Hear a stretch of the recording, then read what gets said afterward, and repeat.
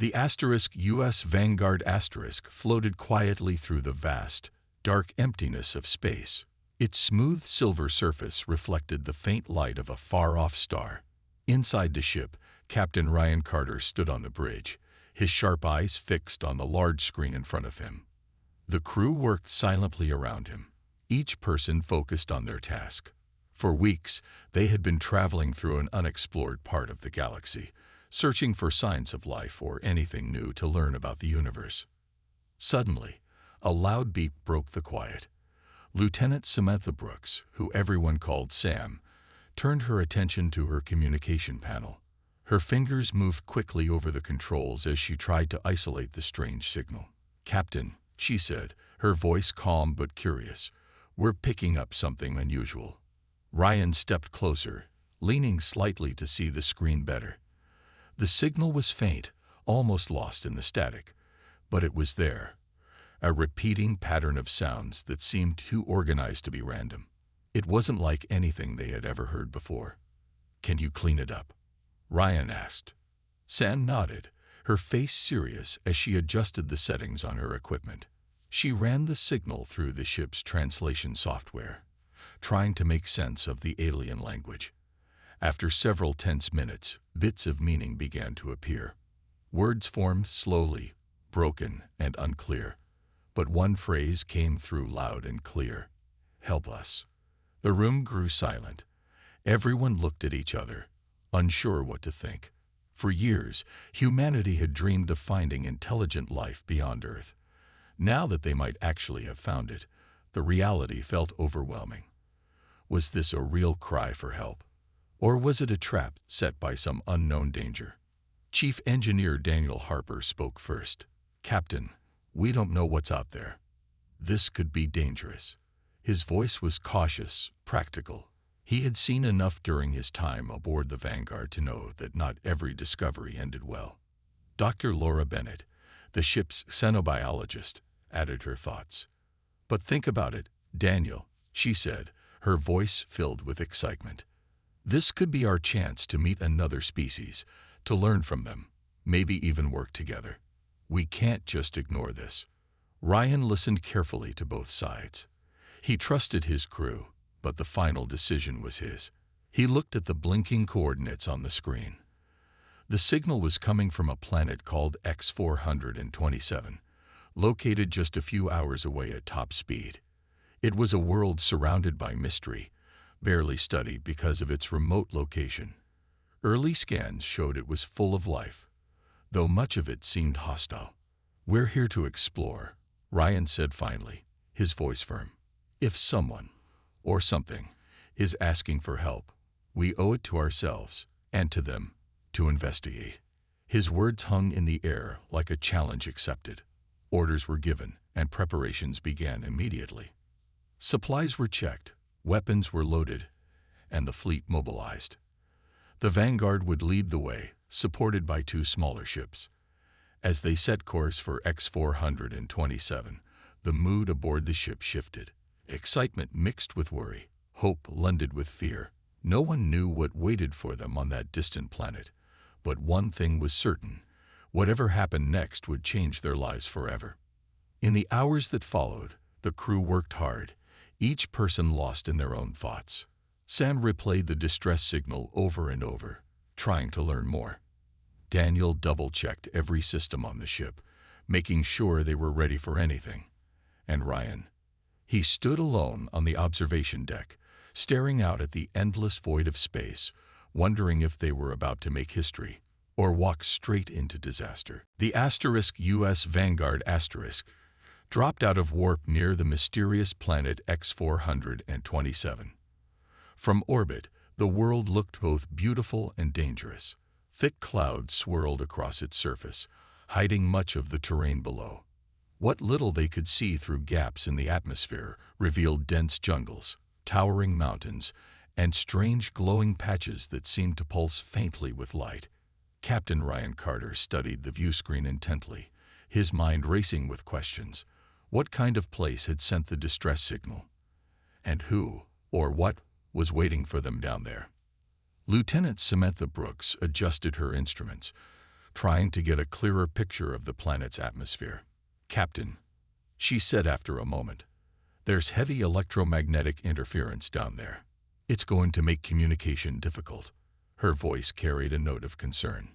If they couldn't stay in contact with the ship while on the surface, things could go wrong quickly. Dr. Laura Bennett leaned over another console, analyzing data from the planet's biosphere. She pointed to a cluster of glowing areas on the map. "These spots are emitting low-frequency vibrations," she explained. "It's like they're alive. Some kind of organic energy source, maybe." Her tone was excited but cautious. Whatever these glowing patches were, they hinted at life forms far beyond anything humanity had encountered before. Chief Engineer Daniel Harper crossed his arms, frowning. "That doesn't sound safe," he muttered under his breath. He glanced at Ryan. "Are we sure about this, Captain?" Ryan didn't answer right away. Instead, he turned to Corporal Jake Miller and Private Emma Lewis, the two security officers standing nearby. "Get your gear ready," he ordered. "We're heading down to investigate." Both soldiers nodded sharply and moved to prepare their weapons and equipment. A short time later, a shuttlecraft detached from the Vanguard and began its descent toward the planet's surface. The ride was rough. Turbulence shook the small craft as it pushed through the thick atmosphere. When they finally landed, the team stepped out into a scene unlike anything they'd ever seen. Towering trees stretched high into the sky, their trunks covered in glowing moss. Strange plants pulsed softly with light, casting eerie shadows across the ground. The air smelled sweet but felt heavy, almost suffocating. "This place is weird," Private Lewis said, glancing around nervously. She tightened her grip on her rifle. Corporal Miller scanned the area carefully. "Stay alert," he warned. "We don't know what's watching us." The team followed the coordinates of the distress signal, moving deeper into the jungle. Every step revealed new wonders and dangers. At one point, they came across a creature that looked like a mix between a jellyfish and a spider. It floated silently above the ground before vanishing into thin air. Another plant-like organism emitted bursts of bright light when disturbed, momentarily blinding Private Lewis. The crew exchanged uneasy looks. This planet was full of surprises, and not all of them seemed friendly. After hours of hiking, they reached their destination, a massive crater surrounded by ruins. Broken stone structures jutted out from the earth, covered in vines and glowing fungi. Dr. Bennett knelt beside one of the stones, running her fingers over ancient carvings. "This must have been a civilization once," she murmured, "but something destroyed it." As they explored further, movement caught their attention. 3 humanoid figures emerged cautiously from the shadows. Their skin shimmered with bioluminescent markings, and their eyes glowed faintly. They raised their hands in a gesture of peace. One of them spoke, not with words, but directly into their minds. "You came," the voice echoed in their thoughts. "We feared no one would hear our call." Captain Carter stepped forward, his hand resting on his sidearm. "Who are you?" he asked aloud.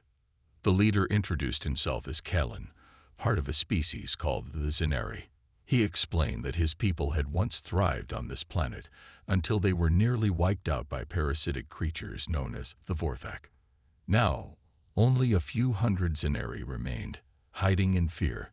They had sent the distress signal hoping someone would come to rescue them. Though wary, Ryan listened carefully. Something about Callan's story felt off. But for now, they needed answers. And if the Zenari were telling the truth, then helping them might mean saving an entire species. The Zenari led the team deeper into the ruins, their glowing forms casting faint light over the crumbling stones. Kalen explained that their ancestors had built this city long ago, a testament to their advanced knowledge and culture. But now, it was a graveyard, a haunting reminder of what they had lost. Captain Ryan Carter listened carefully, his sharp eyes scanning the shadows for any sign of danger. Though Kalen's words seemed sincere, something about the situation didn't sit right with him. Dr. Laura Bennett knelt beside a pile of rubble, examining fragments of ancient tools and artifacts. "This civilization was highly developed," she said, her voice filled with awe. "They understood science and technology far beyond our own in some ways." She held up a shard of metal that shimmered unnaturally, even in the dim light. "But look at this damage. Whatever destroyed them did so mercilessly." Lieutenant Samantha Brooks walked slightly behind the group, her hand resting on her weapon. Her mind kept replaying the psychic message they'd received earlier. "You came. We feared no one would hear our call." It felt too perfect, too rehearsed. And there was something else bothering her. Flashes of images she couldn't explain. Vague visions of twisted shapes and screeching noises invaded her thoughts whenever she focused too hard. She shook her head, trying to clear it. Was it stress, or was this planet affecting her somehow? Corporal Jake Miller and Private Emma Lewis stayed alert, their rifles ready. They had seen enough during their time in space to know that first contact situations rarely went smoothly. The jungle around them was alive with strange sounds, soft rustling, distant clicks, and low growls that sent shivers down their spines. Every movement in the underbrush made them flinch. Every shadow seemed to shift unnaturally. Kalen stopped near a large stone archway covered in glowing symbols. He turned to face the humans, his expression grave. "Beyond this point lies the truth of what happened to us," he said, his telepathic voice echoing in their minds. "It is also where you will find proof of the Vorthex's cruelty." Ryan hesitated. "What exactly are we walking into?" he asked cautiously. Kalen lowered his gaze. "The remains of my people, and evidence of the experiments conducted upon them." His words hung heavily in the air. Despite his unease, Ryan nodded. "Let's move forward," he said firmly. The team followed Callan through the archway, stepping into a chamber that looked more like a nightmare than a room. The walls were lined with grotesque displays. Bodies of Zenari suspended in translucent pods, their forms twisted and deformed. Limbs grafted onto torsos, extra eyes stitched into foreheads, skin fused with metallic plates. Some of the bodies twitched weakly, still alive despite their horrific condition. Private Lewis gasped, covering her mouth with her hand. Even Corporal Miller, who prided himself on keeping a stoic demeanor, looked visibly shaken. Dr. Bennett approached one of the pods, her hands trembling as she examined the creature inside. "These aren't just victims," she whispered. "They're weapons. The Vorthak are turning your people into living tools of destruction." Captain Carter clenched his fists, anger boiling beneath his calm exterior. "Why didn't you fight back?" he demanded, turning to Callan. Kalen bowed his head. "We tried. But the Vorthak are relentless. They consume everything in their path, leaving nothing but ruin behind. Our only hope now is escape, and perhaps revenge, if fate allows it." Before anyone could respond, a loud screech echoed through the chamber. Everyone froze, their hearts pounding. From the shadows emerged a swarm of insect-like creatures, their jagged limbs clicking menacingly as they surrounded the group. Their eyes glowed red, locking onto the intruders with predatory intent. "Get ready," Corporal Miller shouted, raising his rifle. The team formed a defensive circle, weapons aimed outward. Kalen stepped forward, holding up a glowing device. "Do not fire unless necessary," he urged. "They may retreat if they sense no threat." For a tense moment, no one moved. Then, slowly, the creatures backed away, disappearing into the darkness as quickly as they had appeared. The relief was short-lived, however. Everyone knew they were being washed, and whatever lurked in the depths of this planet wasn't done with them yet. The team hurried out of the chamber, their footsteps echoing in the narrow stone corridors. The encounter with the insect-like creatures had left them shaken, and no one wanted to stay in that nightmare-filled room any longer than necessary. Captain Ryan Carter led the way, his mind racing. He glanced at Callan, who moved silently beside him. "You said you need our help," Ryan said firmly. "What exactly do you expect us to do?" Callan stopped walking and turned to face the group. His glowing markings flickered faintly, as if reflecting his inner turmoil. "The Vorthak are not just parasites. They are a hive. Their central nest controls everything they do. If we can destroy it, we might stand a chance. Dr. Laura Bennett frowned. Destroying a hive isn't easy, she said. And based on what we've seen so far, these creatures are highly dangerous. Do you even know where their nest is? Kalen nodded. Yes, it lies deep within the jungle, in a place we call the Heart of Shadows. But getting there will be difficult. The Vorthak guard it fiercely, and the path is treacherous. He paused, his gaze shifting to each member of the team. If you choose to help us, I cannot promise your safety. But without you, my people have no hope. Ryan exchanged a glance with Lieutenant Samantha Brooks, whose face was pale but determined. She gave him a slight nod, signaling her readiness to proceed. Corporal Jake Miller tightened his grip on his rifle. We didn't come all this way to turn back now, he muttered. Private Emma Lewis adjusted her helmet, trying to hide her nervousness. Let's just get this over with, she said, forcing confidence into her voice. With Kellen guiding them, the team set off toward the Heart of Shadows. The journey through the jungle was grueling. Strange plants seemed to reach out for them, their glowing tendrils brushing against their skin. Creatures darted through the underbrush, watching silently from the shadows. At one point, they came across a river of thick, black liquid that pulsed faintly, as if alive. Dr. Bennett knelt by the edge, collecting samples despite the eerie feeling it gave her.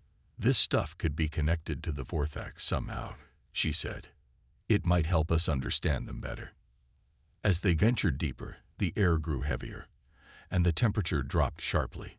The trees became twisted and gnarled, their branches clawing at the sky like skeletal hands.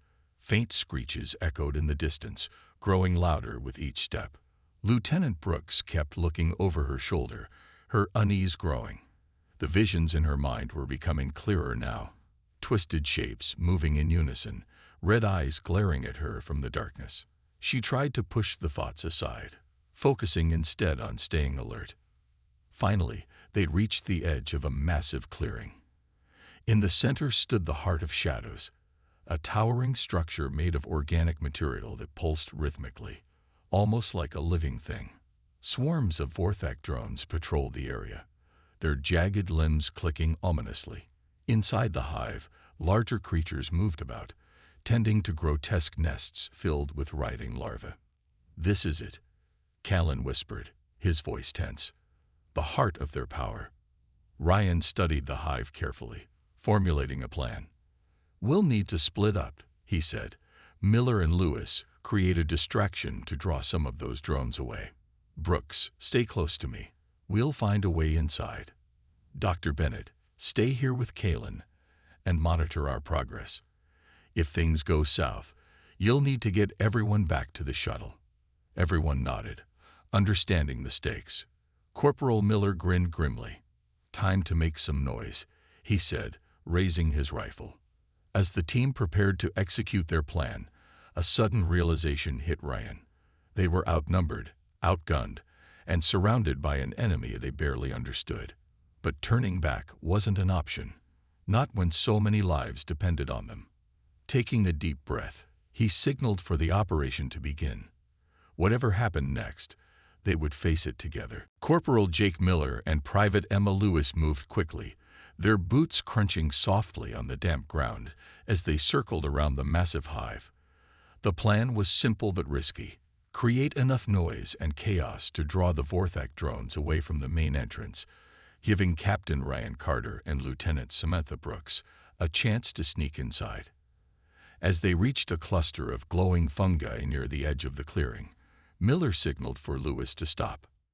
Ready? He whispered, his voice barely audible over the hum of the jungle. Lewis nodded, gripping her rifle tightly. Let's do this, she replied, her earlier nervousness replaced by steely determination. Miller pulled a small explosive device from his pack and set it carefully among the fungi. He activated the timer and stepped back, motioning for Lewis to follow. They retreated into the shadows just as the device detonated with a sharp crack, sending shards of glowing plant matter flying into the air. The explosion echoed through the clearing, loud enough to grab the attention of the nearby Vorthak drones. Almost instantly, a swarm of insect-like creatures screeched toward the source of the disturbance. Their jagged limbs clicked furiously as they converged on the area, searching for intruders. Miller and Lewis watched from their hiding spot, satisfied that their distraction had worked. But the moment of relief was short-lived. A second wave of drones began to spread out, sweeping the jungle in all directions. It wouldn't take long for them to discover the humans. Meanwhile, Captain Carter and Lieutenant Brooks approached the hive cautiously. The rhythmic pulsing of the structure grew louder as they drew closer, vibrating through the soles of their boots. Brooks glanced at Carter, her face pale but focused. "We need to move fast," she said quietly. "Something feels wrong." Carter nodded, scanning the area for any signs of movement. The entrance to the hive loomed ahead, a gaping maw lined with what looked like teeth. It was hard to tell where the organic material ended and the living creature began. Taking a deep breath, Carter led the way inside. The interior of the hive was even more horrifying than they had imagined. Thick, fleshy walls pulsed around them, oozing a sticky black substance that smelled faintly of decay. Strange noises echoed through the tunnels. Low growls, distant screeches, and the sound of something large moving deeper within. Brooks shuddered, trying to ignore the visions that continued to flicker in her mind. She could feel the hive watching them, its presence almost suffocating. They pressed onward, following Callan's instructions to locate the central core. Along the way, they passed chambers filled with grotesque experiments. Some contained Zinari bodies, fused with mechanical parts. Others held writhing masses of flesh that defied description. Each sight fueled their resolve to destroy the hive. Suddenly, a loud alarm blared through the tunnels, accompanied by an increase in the pulsing rhythm of the walls. "They know we're here," Carter said sharply, his hand tightening on his weapon. As if on cue, a group of Vorthak warriors emerged from the shadows, their red eyes glowing menacingly. The creatures were larger and more aggressive than the drones outside, their jagged limbs ending in razor-sharp claws. They lunged forward without hesitation, forcing Carter and Brooks to open fire. The battle was chaotic and intense. The narrow tunnels made it difficult to maneuver, and the Vorthak's numbers seemed endless. Just when it seemed like they might be overwhelmed, a familiar voice echoed in their minds. "Hold on," Callan shouted telepathically. A moment later, several Zinari appeared, armed with crude but effective weapons. Together, they fought back the Vorthak, clearing a path for Carter and Brooks to continue. Callan approached them, his expression grim. "You must hurry," he urged. "The core is close, but the hive will not let you leave alive." With renewed determination, Carter and Brooks pushed forward, knowing that failure was not an option. The fate of the Zinari, and perhaps their own survival, depended on what happened next. Captain Ryan Carter and Lieutenant Samantha Brooks reached the central core of the hive, their breaths coming in short gasps from the intense fight. The chamber they entered was unlike anything they had seen before. It was a massive, pulsating heart-like structure suspended in the center of the room, surrounded by thick veins that glowed faintly with a sickly green light. The air was thick and humid, filled with the sound of rhythmic throbbing that seemed to echo through their chests. Callan had explained earlier that destroying this core would cripple the Vorthak hive, but now that they were standing in front of it, the task felt nearly impossible. The core was protected by layers of fleshy tendrils that writhed like snakes, guarding it fiercely. Brooks stared at the monstrous structure, her mind racing. "How do we even begin to take this thing down?" she asked, her voice trembling slightly. Carter didn't answer immediately. He scanned the chamber, looking for weak points or any way to get close enough to plant explosives. His eyes landed on a narrow platform above the core, accessible by a series of slimy, organic bridges. "We'll have to climb up there," he said finally, pointing to the platform. "If we can place charges directly on the core, it might be enough to destroy it." Brooks nodded, though her face showed clear doubt. She tightened her grip on her rifle and followed Carter as they began their ascent. The bridges were slick and unstable, making every step treacherous. Below them, pools of the same black liquid they had seen earlier bubbled ominously, giving off a foul stench. The pulsing of the core grew louder the closer they got, almost deafening in its intensity. Just as they reached the platform, the hive reacted violently. The walls shifted and twisted, forcing more Vorthak warriors to spill into the chamber. These creatures were larger and more menacing than any they had faced before, their claws dripping with venom. Kalen and his group fought bravely to hold them off, but it was clear they couldn't keep the swarm at bay forever. "Hurry," Kalen shouted telepathically, his voice trained. "We cannot hold them much longer." Carter and Brooks worked quickly, attaching explosive charges to the core while dodging the snapping tendrils that lashed out at them. Each movement was risky. One wrong step could send them tumbling into the deadly liquid below. Brooks glanced over her shoulder, seeing the desperate battle raging behind them. Her hands shook as she secured the last charge, but she forced herself to stay focused. "Done," she yelled, stepping back. "Let's go." But as they turned to leave, a massive Vorthak queen emerged from the shadows. Its body was enormous, covered in armored plates and bristling with sharp spines. Its glowing red eyes locked onto Carter and Brooks, and it let out an ear-splitting screech that shook the entire chamber. The creature lunged toward them, forcing them to dive out of the way just in time. "We need to detonate it now," Carter shouted, pulling out the detonator. But the queen blocked their path, its tail smashing into the platform and causing it to collapse beneath their feet. Brooks grabbed onto a nearby tendril, clinging desperately as Carter scrambled to steady himself. From below, Callan shouted again, "Detonate it. We will cover your escape." His voice was filled with urgency and finality. Carter hesitated for only a moment before pressing the button. A blinding flash of light erupted as the core exploded, sending shockwaves through the hive. The ground shook violently, and chunks of organic material rained down around them.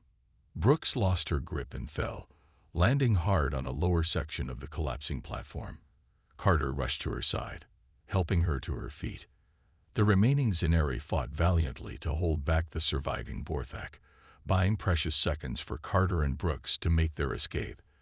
As they stumbled out of the hive, the entire structure began to collapse, consumed by flames and smoke.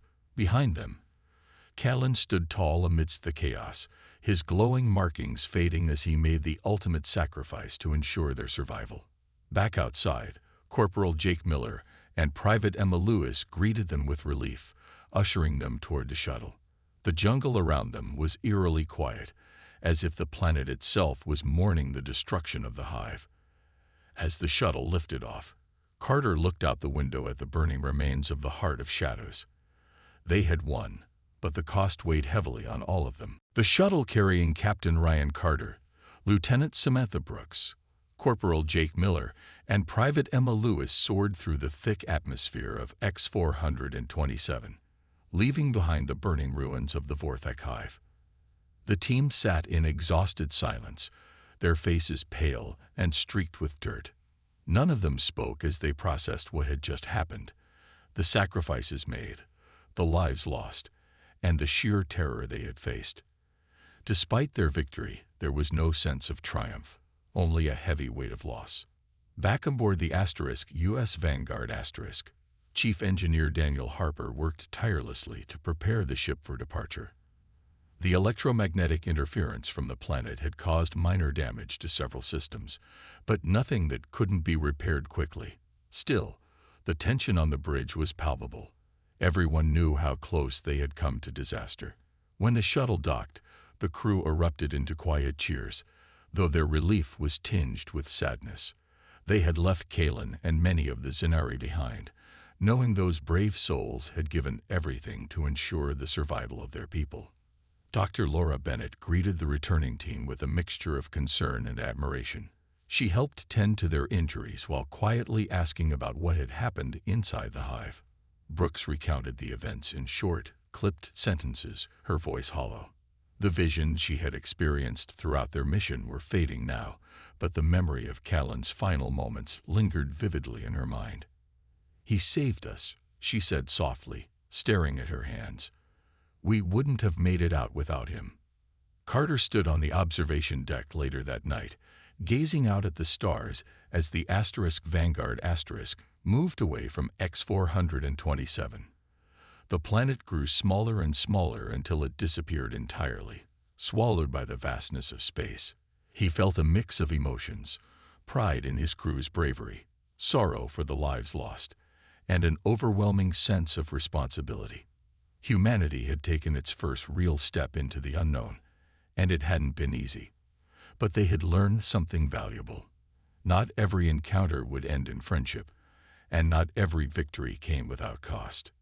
In the days that followed, the surviving Zenari who had escaped with them began to settle into temporary quarters aboard the ship. Though few in number, they carried the hopes of their species.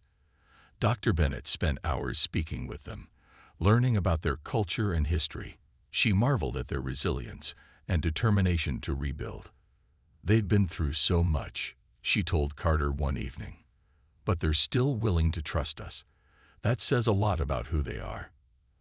As the Vanguard approached a distant star system where the Zenari could begin anew, Carter gathered his crew for one final meeting.